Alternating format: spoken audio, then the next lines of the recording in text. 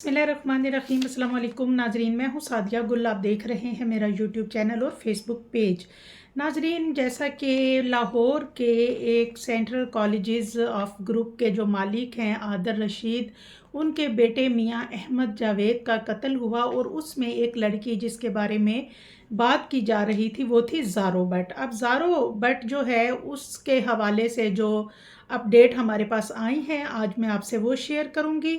ज़ारो but जो है वो आज के व्लॉग में हम बात करेंगे कि वो कहाँ रहती थी, किस ख़ानदान से थी, उसका असल नाम क्या था, अबू बकर और अब्दुल्ला से और माया से इसका क्या ताल्लुक़ था और कितने लोगों को वो लूट चुकी थी और इनके क्या धंधे थे।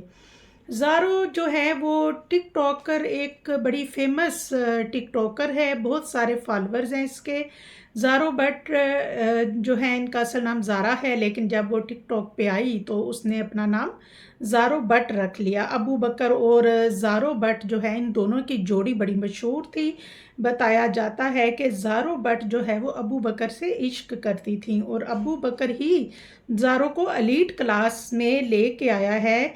और ज़ारो बट का ताल्लुक दुबई के एक शेख से भी था, जिसने ज़ारो जो है उसने उस दुबई वाले शेख को ट्रेस करने के बाद 2 करोड़ की रकम उससे मंगवाई और जब शेख उससे जिस्मानी ताल्लुकात बनाने के लिए मामलात आगे बढ़ाने के लिए लाहौर आया तो अबू बकर जो कि किसी खान असला डीलर वाले का नवासा है उसने बीच में आके तो उस शेख को धमकियां दी, इनका आपस में लड़ाई झगड़ा हुआ। जबकि जो ज़ारो बट है वो इन्हीं 2 करोड़ में से अबू बकर को एक गाड़ी भी गिफ्ट कर चुकी थी।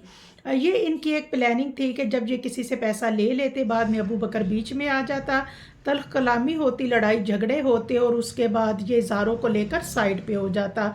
और शेख जो है उसने बताया जाता है कि शेख एफआईए में ज़ारो के ख़िलाफ़ फ्रॉड की दरख्वास्त भी देता है और एफआईआर भी शेख ने दर्ज करवाई थी, जिससे ये जो ज़ारो बट है बड़ी मुश्किल से इसकी जान बख्शी हुई थी।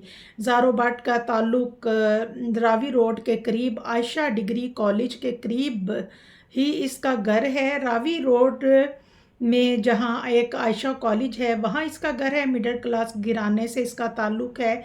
ये 4 बहनें हैं, एक भाई है। ज़ारो बट शुरू ही से रंगीन मिजाज और कुछ आशिकी माशूकी रखने वाले जम्स इसमें बहुत ज़्यादा थे, लिहाजा उसके अक्सर ये वाले मामलात जो हैं वो चलते रहते।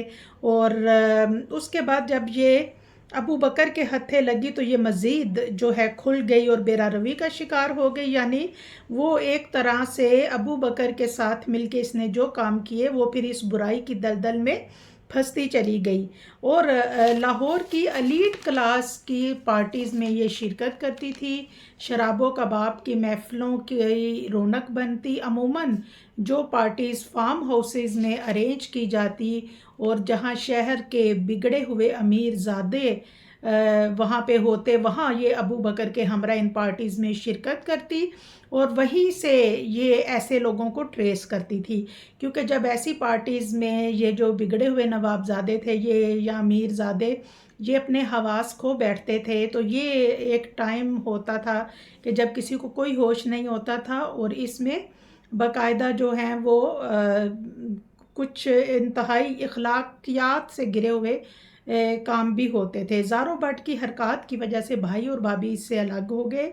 2 बहनें अपने अपने घरों में हैं और इसकी वालदा शुगर की मरीज़ हैं, तो ज़ारो बट अपनी वालदा को थोड़ा बहुत जब ख़र्चा वो देती हैं। अब ये अबू बकर और अब्दुल्ला और अब्दुल सत्तार और इसके साथ जावेद बट के ने इसको एलीट क्लास यानी डिफेंस में इसको घर लेके दिया हुआ था और इसके तमाम जो अखराजात हैं वो ये लोग ही उठाते थे।